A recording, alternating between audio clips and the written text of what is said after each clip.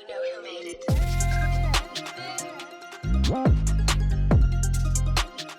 Hello and welcome to the See Me Be Me podcast. On today's episode, we are joined by the incredible Laura Alexander, a researcher in menopause in the workplace and an experienced HR manager with over a decade in a global engineering organization. Today, we'll be diving deep into Laura's unique career journey, her research on menopause, and her invaluable insights into leadership, resilience, and the importance of inclusion. Welcome to the podcast, Laura. Thank you so much, and thank you for that introduction. That was really nice. Oh, nice.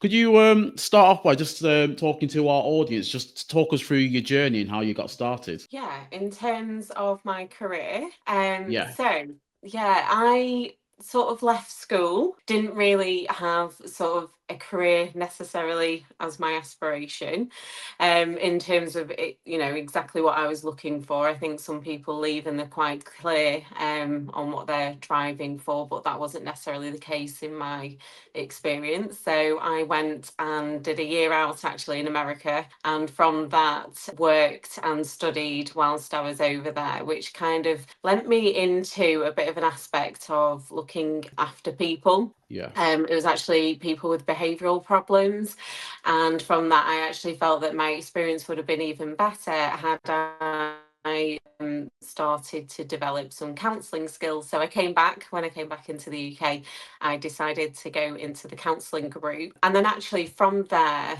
I started to really question whether that was really my sole passion. And so from that, I kind of started to understand, I suppose, look into other career aspirations, and saw that I could use counselling, but maybe go into sort of a people focused role of HR, which kind of blends, supporting people, but equally looking at what the business needs. So I sort of started down that path and really enjoyed it. Sort of a few years I did. Obviously, HR encompasses a lot of things. It looks at recruitment, it's marketing, so also retention of employees, reward. There's so many different aspects to it, and I'd really focused on more the recruitment side. But then actually, it was because I had two children quite young, and found that my family had retail stores. So I moved from then HR and then did some online marketing. And that really then became like really quite a passion of mine for a good few years, especially while my kids were younger. For me back then, it was quite a tricky aspect navigating the work environment, because you needed to know that somebody knew that you were going to show up every day. Yeah. And even though you had children, yes, you were still committed to your career, and it was a really difficult environment to navigate. So working for family was great because they knew who I was, they knew I was going to show up, and from my work in doing online marketing, I actually got asked if I would join an online marketing agency who worked with really big global brands and to be their account manager. So I'm equally known for my background in marketing. But then through that, and probably about 6 years into that, I would say I started to really think about, okay, where do my passions lie again? And that sort of brought me back into the HR world, which now I've been working for the company that I have been for 10 years and navigating my career within a global organisation, specialising within the employee relations, and just recently changing my career direction again. What I would love to sort of share with the audience is there's no wrong decisions. Every opportunity that we have, even if it's a job where you're questioning yourself and asking yourself, what am I doing here? Every opportunity gives amazing skills, amazing experience to work with individuals. Nothing's lost. It's all a skill set that you can utilise within another area. And it also helps sort of understanding yourself. So those opportunities just allow you to equally understand yourself a little bit more and what your drivers are and where your passion is. Wow, that really inspiring a start, Laura. What would you say coming up in your career was the biggest hurdle that you've had to overcome? So I think there's been quite a few. There's been health challenges as well as career aspects. When you're starting in your career, your age being taken stuff, but equally being respected for your knowledge and experience. But a real big key factor for me was a health journey that I went on. 2016, just following the birth of my third child, I was told, sort of 3 months into maternity leave, I was told that I had severe heart failure. Less than a third of my heart was working. I'd kind of recognised the symptoms pre going off and having him, but yeah, it was a really interesting time because I kind of knew what my body had previously been able to do, but then equally having to work with the consultants and the rehab team to show me what my body was truly capable of now. At that time, I wasn't able to walk up 2 flights of stairs. There was a real fine balance of having to look after my health,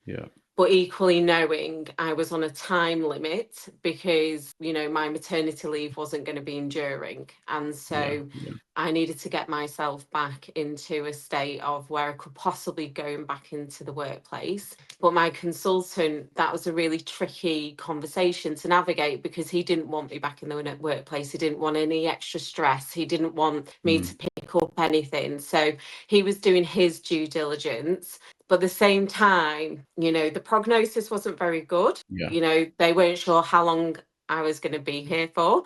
But I suppose that really started this catalyst of understanding myself, what had brought me to this point from a health perspective. I don't know if you've ever heard of the work of Joe Dispenza, but Joe Dispenza has this book called Breaking the Habit of Being Yourself. It was kind of unlearning everything that had got me to this point and listening to my body, prioritizing my health, but prioritizing the aspects that I needed to do to get me back in the workplace. And yeah, it's kind of stayed with me actually to the point that this year I was told that my heart was fully healed. It's been an amazing journey, but I've always spoken about it to leaders. I've spoken about it quite freely in the workplace because we need to know what it takes for someone to show up at work and be their best self. And that to me was like such a transformative place. And I suppose that's what's really pioneered me into doing the work that I'm doing today and the research as well.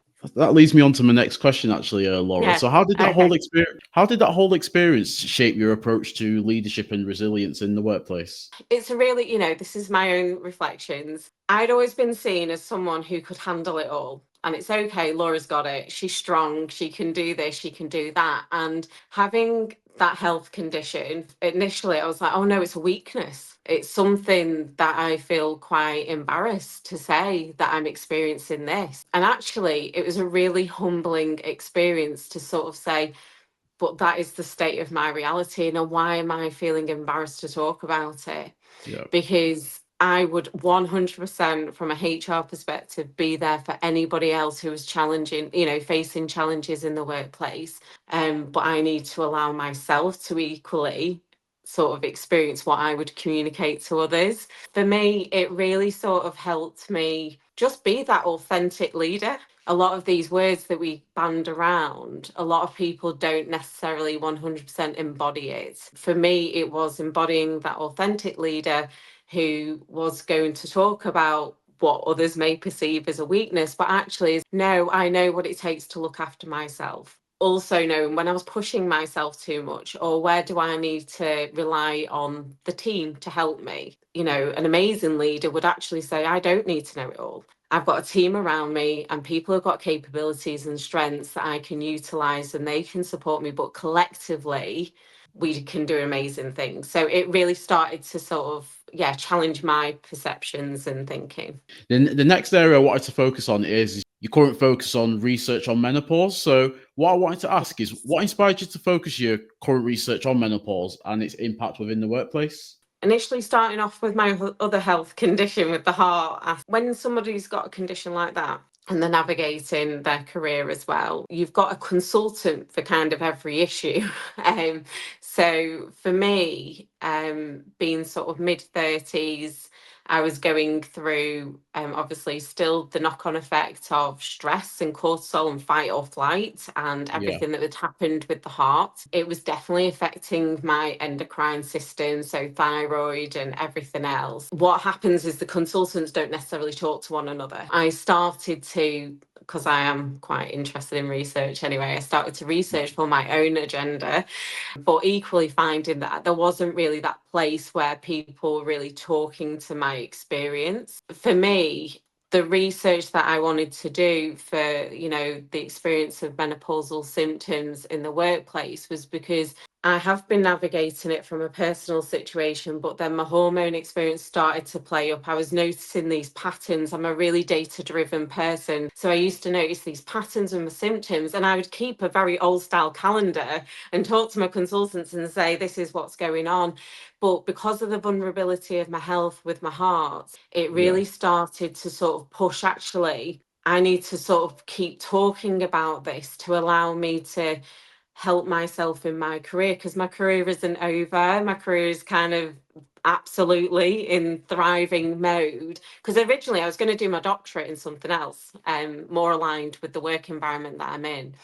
And someone said, why are you doing it? And I said, oh, I don't, because I'm passionate about behaviour. I've always been passionate about behaviour, and I think that would be really helpful. And I said, however, I have been studying hormones for 3 years because of my own personal journey. As I started to shift my focus and I spoke to the university and told them about my new direction, everything just seemed to open doors on that front, to the point where, I've now got a group of women who are following this research, Fantastic. who are so thankful. We need to start getting the terminology right for menopause. We talk about it as if it's this collective group of symptoms, and actually it doesn't really depict women's experience. And my initial focus was perimenopause, then it moved to menopause, and now it's just all of the menopausal symptoms. So whether you're in perimenopause or menopause, the research is looking at both. I then saw this data which said 1 million women here in the UK chose to leave the workplace because of their symptoms. Nobody should feel they have no other choice than to leave because they can't cope, or the workplace isn't equipped to support. Just further adding on to the previous question, Laura, one of the interesting things about reading into your background and your bio is how you were navigating through the male dominated industry. So Yeah. how do you feel organizations can better support women navigating menopause, particularly in a male dominated industry? In the 1970s, we started to see a lot of women coming into the workforce. So this isn't anything new, but especially within those industries where they are predominantly male orientated, we have to allow a voice, as we do in other situations, whether Yeah. it's mental health and other aspects. Because when I do speak to guys about this, their wife Yeah. might have been going through it. So they do understand it. But I think what's fundamental in terms of the workplace is recognizing that everybody's experience can be completely different. So the Yeah. more we keep talking about it, the more we start understanding symptoms, the more we can understand how it interplays with careers. You've got a UK agenda that says it wants to see more female leaders in senior positions, but then this generally touches at the same time women might be going through menopausal symptoms, and equally at a time where they might have additional caring responsibilities. So there's a lot going on. By keeping the conversation open, by understanding it, and by actually supporting where people could, a woman could say, this is my personal experience. I actually find that I work like this, or, just being able to discuss what's coming up for them is great, because then we can start to tailor things and we can start to support. Even just being able to talk about it can be Mm. such a huge relief for a lot of people. And I just want to acknowledge as well, where we have got people who are obviously in process of like going through transgender, menopause and perimenopause and all of that affects anybody defined female at birth. So just because someone may have gone through a transition, it doesn't mean that they're not going to experience symptoms. And so, whilst my research is focused mainly on women, I do I will acknowledge that this isn't the only population. Yeah. It affects much broader than that. Now, the next area I wanted to go into, Laura, is the area of diversity, inclusion, and equity. I know Yes. you're championing that in your own organisation. So, first question in terms of that area is: what strategies have you found effective in promoting diversity and inclusion in the workplace? So for me, obviously, HR and DEI in some organisations can sit fairly separately, and actually it does within the organisation that I sit. However, we've got amazing employee resource groups. For me, some of the aspects that I see about champion is also appreciating that you don't necessarily know what it means to have somebody else's lived experience. But be inquisitive enough to know, to ask those questions, to try and understand and to really hear. For me, that's kind of like probably one of the fundamental aspects. And I think inclusion, we kind of say, oh, inclusion, but we're not really challenging ourselves on what inclusion really means. So Yeah, can everybody, if I was thinking about policies, for example, can everybody truly have access to that? yeah, The diversity aspect, I see again a lot of agendas where, we want to grow our diverse aspect of the workforce. And I suppose a personal, aspect for me is the fact that I have done quite a bit of work with the local community, and working with our Windrush initiative here, where nice. we sometimes have to think, well, some people aren't necessarily going to think they can apply for a certain role. So I think we need to do a lot more in the community space from a workforce aspect to kind of go and take the roles to people to kind of say, actually, this is what it looks like. Let's work with you. That these are the kind of skills and experiences we're looking for. Because a lot of the hurdle is the fact that people don't feel they've got the necessary requirements to Yeah, apply, which actually they probably have, but it's just that we don't talk to it in a way that is accessible for everybody to understand. That's the bit. And really, my research is touching more on the DEI space because it is about offering an environment where everybody can thrive. So I think it's sort of challenging ourselves, in a workplace aspect to sort of say, is this truly thinking about all of our audience? Is it really, reflective of our community and the environment in which we work in? Is it accessible? And whatever strategies that may look like, whether it's doing something that's really practical and the volunteering side, but yeah. always coming from a bit of a lens of you don't need to understand it all. By simply asking a question, a lot of people are willing to explain, because I think there is a lot of hesitancy with, leaders that they might say or get something wrong. You briefly touched on it in your answer, but I wanted to just touch on the role with your volunteer with the Windrush community. Oh yeah. Both Yeah. sides of my family are from the Windrush generation, so it's has a Ah, connection to myself. So my next yeah. question was going to be, what role has volunteering within the Windrush community played in shaping your views on equity and allyship? Yeah, do you know, it's something practical I can do. It's sometimes within organizations, I've worked for very small organizations, I work for larger organizations Yeah, where sometimes it's very like everybody's got the want to do it, but they just can't necessarily get the amount of work done that they'd like. So this is a really yeah, practical way. We've got an amazing celebration day here, where I live.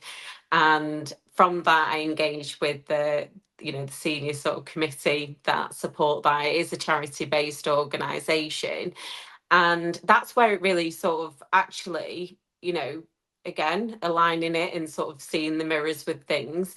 Through those conversations, I realised that actually recruitment practices we could help with, people understanding, certain roles, what skill sets, just even interview techniques, things that once we've left school, and where do we go and get the practical tools? The community hub really for Windrush is about where they can teach practical tools and techniques for people, as well as specific education that is centered around them and their experience, which I think is amazing, because it's not just for the community, it's for anybody to go and learn. But I think, yeah, it's kind of meeting the need of the community, but in a way that explores the conversation but allows learning for those who want to learn as well. It sounds similar to what we do, because we do STEM-based activities engaging with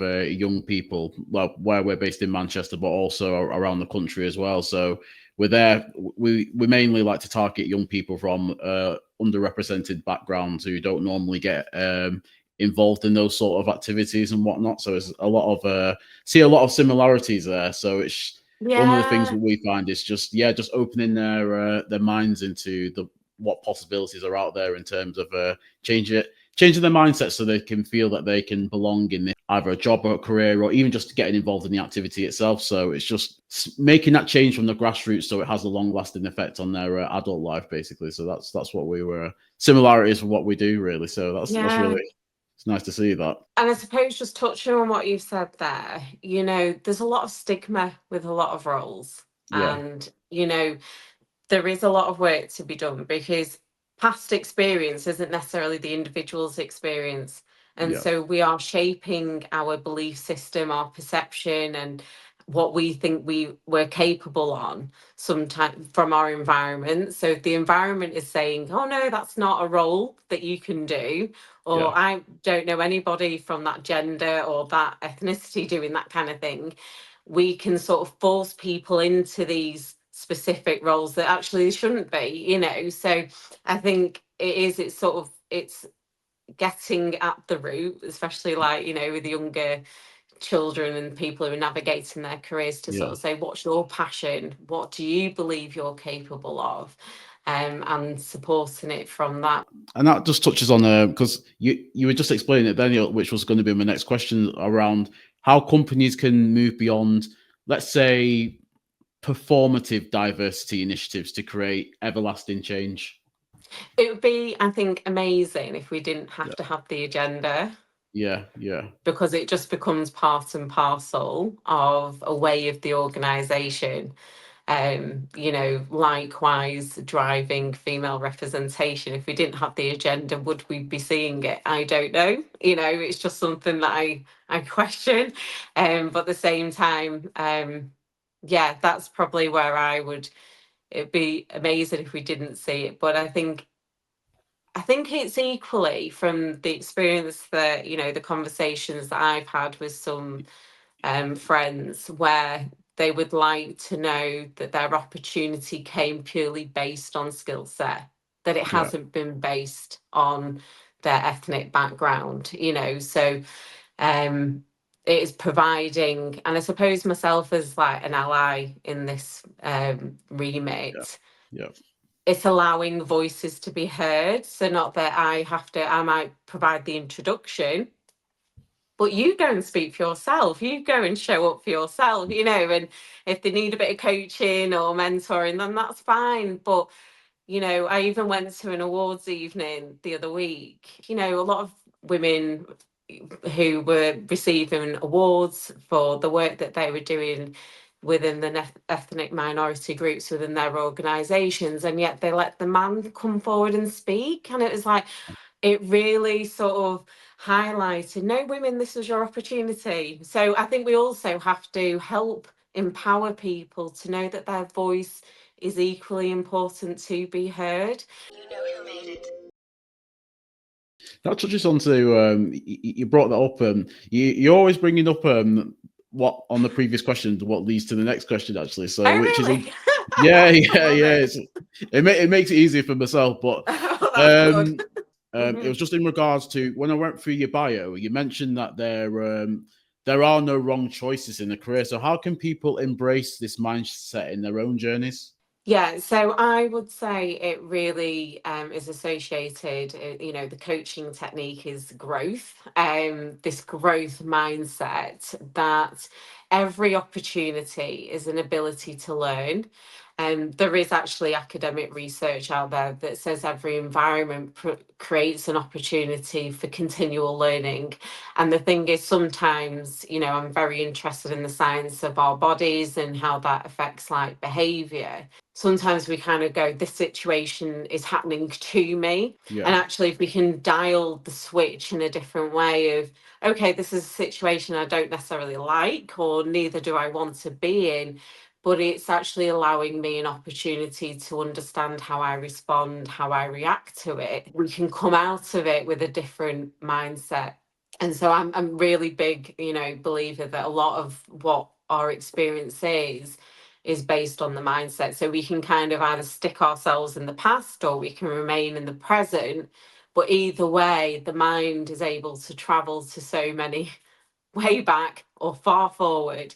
But the only thing that you actually know, which is like factual, is this moment that you're in at this moment in time. So I see a lot of as well, I don't want to take it too down the science route, but the ego Yeah. is very reactive. And so, therefore, something happens and it's quick to respond, it's quick to react, and it's quickly sort of associating the environment with this is happening to me. So, Yeah. we see the body responding in a fight or flight response, whereas actually looking at it from a different aspect of, okay, I've got control. The only thing I control is myself. The only thing I can do is be aware of my thoughts and feelings. And I've Yeah. got an opportunity to see this. Yeah, everything creates an opportunity to learn. And I think I probably knew that from very young, but never really knew how to talk to it. Yeah. Yeah. And the more I kind of let go on the reaction to things and rather saw it as an opportunity to learn, my whole experience changed. Whether it was my career, whether it was my home life, whether it was my health, it was like you can't do anything about it sometimes, but Very your true. perception and how your mindset is the only thing that will differentiate your experience. So, and really, when you talk about the mindset, it really goes down to how somebody else believes and that belief system someone holds. So sometimes we have to work very hard to rewrite a narrative that somebody might have formed, and that, is equally just as important. Find that really inspirational, Laura. So, what lessons did you learn from the transition to, yeah, a small organization to a global engineering firm? Biggest transition was like pace. One of the aspects I joined the organisation that I'm working for now was because I fundamentally saw how they treated people, and it aligned with my values of how I would expect people to be treated. I had worked previously to other organisations where, they are smaller. Yeah. And so actually, if someone isn't quite, maybe the face didn't fit, and actually HR was used in a very negative way. And I was like, oh, I don't know if HR is my career. And then I took up an opportunity to kind of go contracting initially with this global organization. And the way it looks after people when they weren't well, the way it wanted to communicate, the way it was, it saw people, as we are taught in HR, as like the one of the key assets. It's like I could see it, I could feel it, and I was able, nothing, it's not like someone's had to tell me to Mm. look after people in a certain way, because that's inherently in me. That's why I wanted to do went into HR. So I think that for me was like the biggest thing going into that, was that actually there's the resources there. There's actually also, I will say, in larger organizations, there's a lot more eyes on watching what they do for people, compared to smaller organizations. I'm not saying that, there isn't great work going on there, but it's like these really big strategic aspects that you can start to see a strategy coming together. You Yeah. can transform from looking at, working in global organizations also keeps your mindset on, you're working with anybody with different skills, different capabilities, different backgrounds. You're always learning, because the culture is so varied. Yeah. But how do you make sure that things land and, people understand it, is a really key aspect. So for me, it's provided a really wonderful opportunity to keep learning, because I would hate to think I ever get to a point where I go, I know it all, because we can't, there's always something to learn. So fantastic. Do you know what? There's so many more questions that I wanted to ask you, Laura, but just because we're running out of time, we'll have to bring you on for a part 2 sometime in next year. Well, my research will be really kicking off next year, so I think that would be, a wonderful time to maybe come back and talk about it, especially with some insights and things that I'm getting. Oh no, yeah, that would be fantastic. Let's say that this time next year, I'd be interested to speak to you about how that's all going with your research. So, no, I've been really inspired by hearing your story, Laura. So, just to finish off, we're going to go on to our free fun bonus questions. If you could have any superpower, what would that superpower be? Do you know? Oh, I'm trying to think. So I kind of want to say I'd love to go back and revisit some of my experiences. And with the awareness that I have now, would I make the same choices? So like go back in time and go back and but then would it have shaped the person I am today? But sometimes, as an individual, you can hang yourself up on the fact that you've made certain choices. I mean, you've still got to where you have, but flipping heck, it was a journey. So yeah. What would be the first thing you would do if you won the lottery tomorrow? I'll get my house done because I'm getting my extension. But I'd actually, as sad as this probably sounds, because everyone's like, oh, the holidays and everything, I really would love to set up like a bit of an education school. And especially because obviously my first work in America was dealing with a lot of young people with behavioural issues. But I think it's very difficult here sometimes in the UK that we charge for everything. Yeah. And I would love an environment where people can thrive and learn, but equally explore different activities with no cost. I know they wouldn't need to be a cost because I'd have earned it all in the lottery. Or something like that, back to the community, really. That's the community. Oh, it's really nice. Really nice one. And now, Laura, this is the final part of the podcast. So this is where we turn it to the guests. So if people want to follow you or know more about your journey, what social media can people find you on, or if there's a website? So at the moment, anything to do with the menopause, research, I would more than happy for anybody to follow. It's called Hormones to Health. And so there's a nice community of women on there, just posting insights, a little bit of tips, information. Again, anything that I read, I kind of share. I really want my research to be as transparent, because I feel it is reflected on women. So, but at the same time, there is men on there as well following, because equally they can go through hormone changes. Brilliant. As I say again, Laura, really inspired by your story, and it'd be great to get you on in the future episodes. So thanks for listening, everyone, and until next time, everyone take care. Thank you. Take care. Bye.